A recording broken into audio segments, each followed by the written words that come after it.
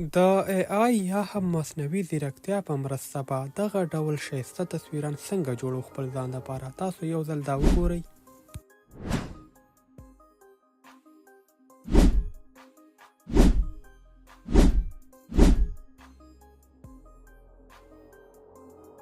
ګرانو ملګرو، دغه ډول تصویران تاسو کولی شئ ډیر په اسانۍ سره جوړ او ډیزاین کړئ. دا تصویران څه ان له دې هم لا ښکلي ډیزاین کولی شئ خپل ځان لپاره.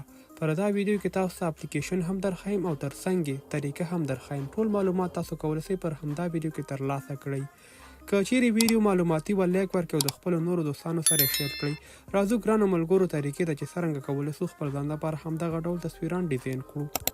هغې دپاره تاسو راشئ پر خپل موبایل کې د پلی سټور اپلیکیشن را خلاص کړئ. باره په سرچ یا لټون کې ولیکئ پرام سنیپ. ګرانو ملګرو، د همدې اپلیکیشن نوم تاسو ته د موبایل په سکرین باندې ښکاري.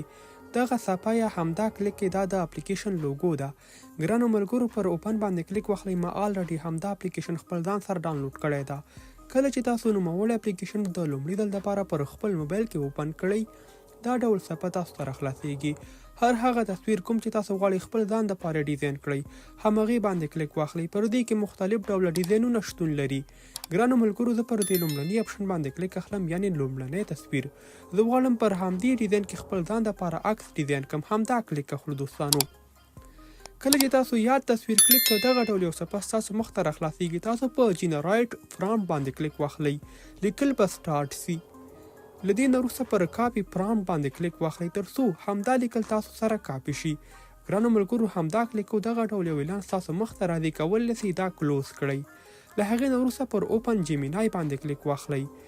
اوپن جیمینای کلیک او جیمینای د ګوګل یو AI ماډل ده، د کوم په مرسته چې تاسو کولی شئ خپل ځان دپاره مختلف تصویران ډیزاین کړئ.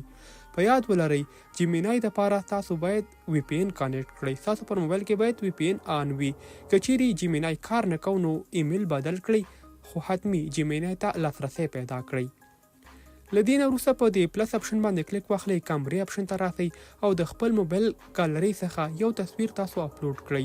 هغه تصویر کوم چې تاسو غواړئ دلته ډیزاین کړئ. زه ګالرۍ ته راغلم او دا تصویر انتخابوم تر څو یې خپل ځان دپاره ډیزاین کړم. کلیک ورباندې اخلم، دا اپلوډ شو. هغه لیکل کوم چې تاسو کاپي کړل هغه دلته پیسټ کړئ د پرامپټ په شکل. له دې نه وروسته په سینډ اپشن باندې کلیک واخلئ. ګرانو ملګرو، په څو ثانیو کې به ستاسو ډیزاین جوړ شي. راځو په سینډ اپشن باندې کلیک اخلو. تاسو لیدلی شئ ګرانو ملګرو، جنریټ سټارټ شو. د یوې شیبې ځنډ وروسته تاسو لیدلی شئ. ګرانو دوستانو، تاسو لیدلی شئ زموږ تصویر ډیزاین شو. پر دغه ډول تاسو هم کولی شئ خپل ځان دپاره د جیمینای څخه استفاده وکړئ او اړوند تصویران ډیزاین کړئ. زموږ ویډیو همدلته پای ته رسیږي. که چیرې معلوماتي و لیک ورکړئ او د خپلو نورو دوستانو سره شیر کړئ. که چیرې له تاسو سره کومه پوښتنه موجوده وي نو کامنټ کې راسره شریکه کړئ. انشاءالله ځواب به ترلاسه کړئ. میلاویږو پر بله راتلونکي ویډیو کې. تر بیا ښه وخت ښې چارې الله مو مل شه.